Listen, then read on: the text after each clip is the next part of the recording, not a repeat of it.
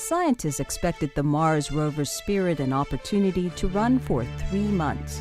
3 years later, the hardy rovers are still operating on opposite sides of the red planet. This is Spirit's story. Opportunity is very much the glamour girl. She just lands right where there's evidence for water, and that Spirit is a little more of the serious sister and has to kind of, she really had to work a little more for everything she accomplished. Scientists realized these plains of Gusev Crater didn't have the water story everyone was looking for, and they wondered, could the Columbia Hills harbor the pot of gold? They basically just gave us the keys for a couple months and said, get the rover to the Columbia Hills by Sol 160. As we started to find the water story in the Columbia Hills, we have made very important discoveries within the rocks. Mineral types that we believe that formed in water, and both Spirit and Opportunity have done that through their mission. The discoveries didn't come without challenges. We designed all these rovers to go and do science on flat terrain.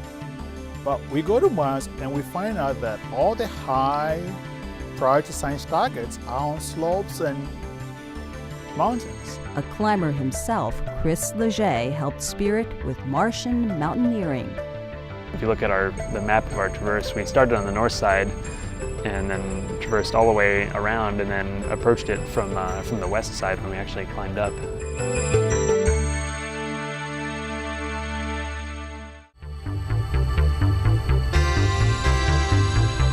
After scaling the summit, Spirit's right front wheel stopped rolling, and the rover was backsliding on loose ground. Spirit's life was definitely in jeopardy. In a very short period of time, we had to figure out how to drive her with 5 wheels, how to get her out of the sand trap that she was in, and how to get her up onto something, dragging one wheel as she went, that would enable her to point the wheels, to point the solar panels at the sun. And we were watching the solar power curves go down and down every day, and the heaters start to come on to keep the vehicle alive.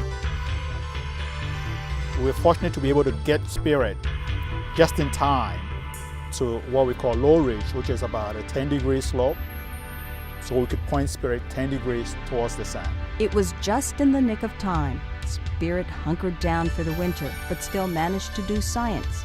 The rover found evidence of ice clouds in the atmosphere and snapped the most detailed Martian panorama ever taken. Both of the rovers have had 2 brain transplants in the time they've been on the surface of Mars. Basically, the rover software has got probably what you and I know as the 10 commandments, but it's got more like 1,000 commandments. Thou shalt not go over a rock 25 centimeters tall. Thou shalt not drive and get a tilt of more than 25 degrees. And thou shalt not kill yourself. With winter gone, Spirit, ever the trooper, is on the move again.